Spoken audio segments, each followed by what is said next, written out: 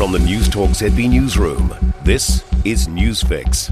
In this update, Canterbury remains in a restricted fire season and is experiencing a dry, windy start to the weekend. Met Service has just lifted a strong wind watch for the Canterbury High Country, where northwesterly winds have edged towards gale force in exposed places. Meteorologist Surprise Mashongo says it would be very hard to control or contain fires that break out in these conditions. He says today's winds will ease back from here on.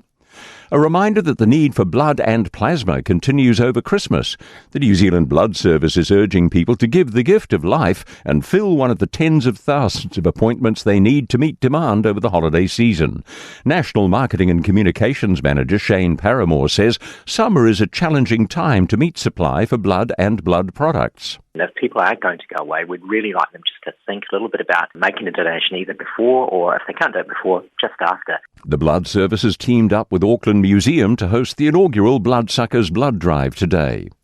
The work of former Otago University senior leaders has been recognised at today's graduation through prestigious academic awards. Stephen Higgs and Professor Helen Nicholson have both been awarded an honorary Doctor of Laws for their 12 and 24 years of work, including as Chancellor and Acting Vice-Chancellor. Current Chancellor Tris Oakley says their service extends beyond just the university. It's such an important institution inside Dunedin. The leadership that they have delivered is significant. Otago contributes in so many ways. A British vicar has apologised after telling children Santa Claus is not real. During a talk about the Nativity, Reverend Dr. Paul Chamberlain told children at a school in Hampshire their parents were the ones eating the cookies they leave out for Santa on Christmas Eve. One parent says many children started crying and the vicar has ruined a large part of their Christmas. Dr. Chamberlain now says his remarks were an error of judgment. That's news.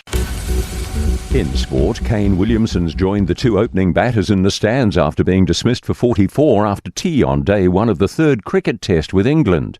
Williamson played the ball onto his own stumps in Hamilton, joining Tom Latham, 63, and Will Young, 42, in being dismissed. Latham and Young put on 105 for the first wicket at Seddon Park. A short time ago, the Black Caps were 193 for 4. The Wellington Phoenix men are just starting at home against Macarthur FC as the Phoenix aim to return to winning ways and bolster their playoffs chances.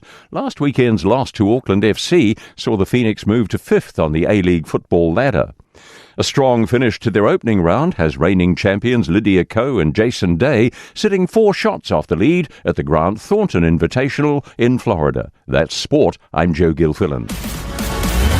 For more news, listen to Newstalk ZB live on iHeartRadio.